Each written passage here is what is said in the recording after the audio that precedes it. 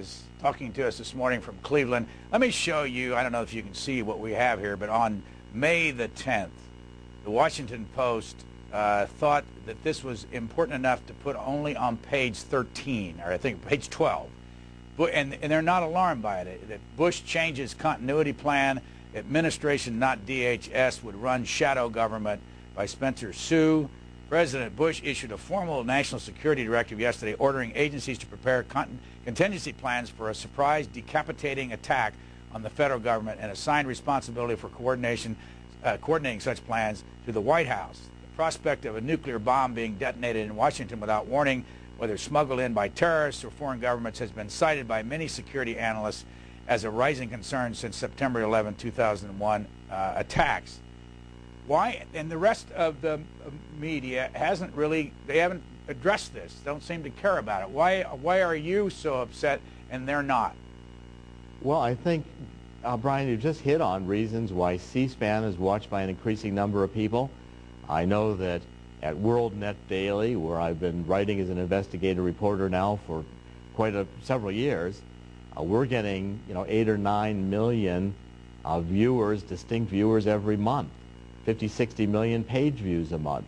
The reason is that the mainstream media does not seem to be covering issues which are of deep concern to the American people.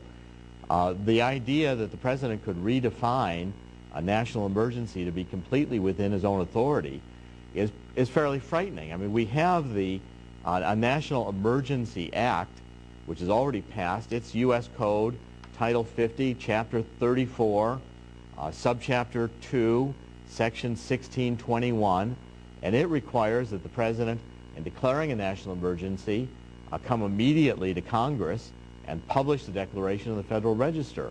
This new National Security and Homeland Security Directive, National Security Directive 51 and Homeland Security Directive 20, have no requirement to go to Congress and say nothing about how this directive complies with or supersedes the National Emergency Act requirements to notify Congress. It seems to me it supersedes it, and that's particularly frightening because you've got the ability of the executive.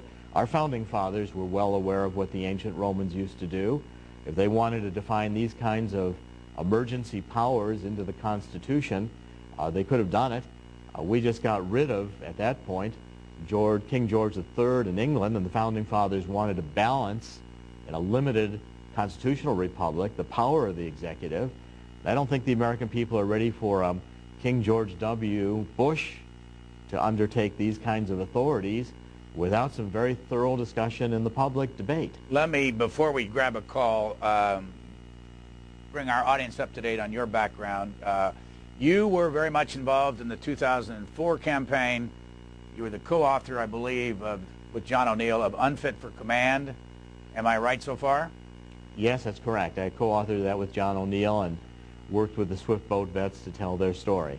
On the Wikipedia site under your name, they say that in January of 2005, you told the Boston Herald that you planned to bid for John Kerry's seat in Massachusetts in 2008, and then you stated also you would run for as a Republican or an independent. Is that still active?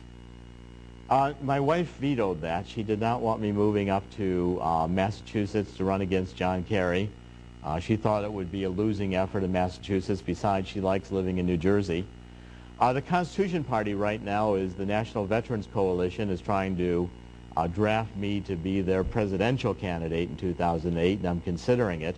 I will not go to Massachusetts and run against John Kerry, but I am actively talking with the Constitution Party. And I've not been a Democrat or a Republican. I've never, to my knowledge, been registered with either party. I've certainly not been an active participant in either. I joined the Constitution Party, but that's my affiliation. I don't consider myself either a Republican or a Democrat. We had a hard time finding somebody to talk about what you are talking about on the, from the other side, but John Fortier will join us by phone at the bottom of the hour. He's from Continuity of Government Commission, and we'll just get his take on it. But let's go to the phones. Where's home originally?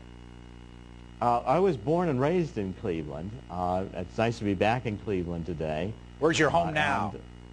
My home now is in New Jersey. We live close to Morristown, New Jersey, North Central Jersey, and I've lived there now going on to about 18 years. You can find all of this that we're talking about on our cspan.org website, or you can get it at what's the actual worldnewsdaily.com? WorldNetDaily. WorldNetDaily.com or WND.com. Thank you. WorldNetDaily.